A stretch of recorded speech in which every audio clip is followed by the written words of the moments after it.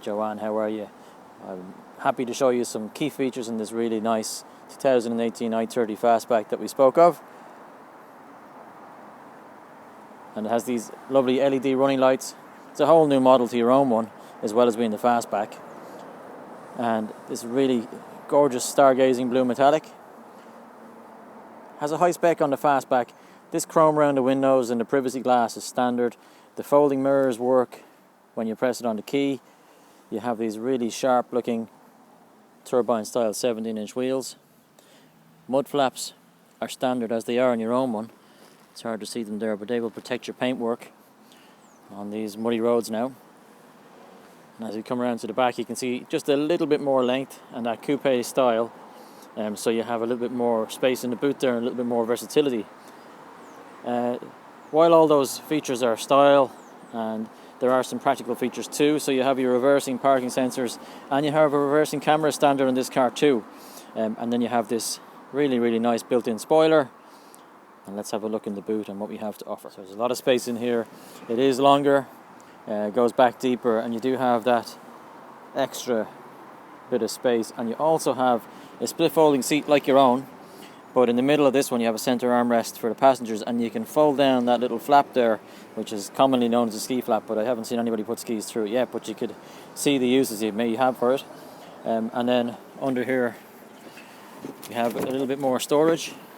Need 2 goes of that, and then we have our spare wheel underneath again. So all the practicalities and space is there, and a bit more. The rear seating compartment, electric windows in the back as you'd expect.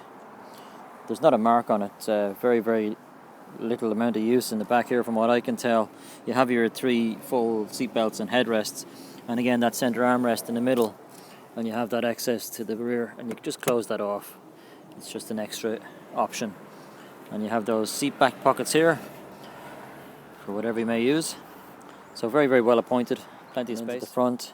Again, we have all of our electric windows and mirrors and things you'd be used to. You do have a height adjustable driver's seat, as your own does have, and that lumbar support is an extra on it too as well, so that's electronic lumbar support, and the seats are really perfect.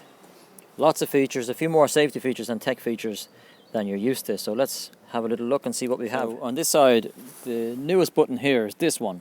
So you'd be used to your traction control override and your rheostat to dim the dash lights, and then your headlight leveling.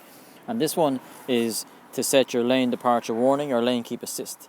And if I go down to these little menu buttons here, they control the box in the middle, and I have that option lane keep assist and attention alert and so on. Now if I go across to driving assist and I set in there, I can have lane keep assist. If I click on that, I can get down to lane departure warning, lane keep assist, which is a standard one, and then active, and I'll select active. And active will help by use of a camera up behind the mirror here. It will notice if you go outside of your lane on a motorway, for example, and it will actively turn you back in. So it's really good safety feature, and you can set it to suit you. On this side of the steering wheel is your cruise control and speed limiter, which you would have in the i30 that you do have, and if you need explanation for that, I can go through with you. There are 40,000 kilometers just done on the car, so very low mileage. And then this side, pick up and hang up and voice command for the phone and the radio stations as you'd be used to. Now, while I'm on that, I'll skip across here for 1 second. You have automatic headlights, which you may have, and you have automatic high beam assist, and that will see through the same camera. If there's a car coming, it will dim your lights for you, and if there's nothing coming, it will flick them on main beam for you.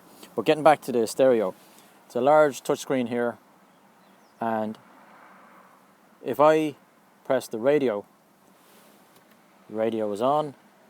If I press map, it has its own nav built into it.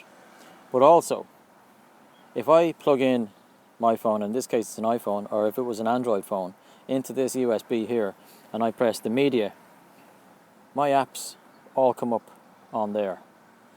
So it mirrors your phone apps. So I can just press my phone, which we'll have here, or I can use my Google Maps or Audible, or if I press this button, it goes back and I have my Spotify and Zoom and all of that. So really cool. So if you see Android Auto or Apple CarPlay, that's what it is specifically. And with that, getting back to this button, this voice button here, if I press that, hey Siri, it goes on to my Siri, or hey Google if that's what you have. So it really integrates the car to your phone. And then we have our air conditioning, which speaks for itself, and then you have 12 volt and USB chargers, 6 forward gears as you do have at the moment, and then we have our automatic stop start override and our rear parking sensors override, which you have no real reason for, but I can tell you the few reasons that it would come into play when I see it. And then if I go into reverse, sensors come on and the camera comes on that big screen. So really, really super car. Lots of tech, cup holders and practicality all over the car, as you would expect, as you're used to. But you do have that extra bit of safety and technology to work with. So I hope that's enough info. Give me a shout anytime. Thanks for watching.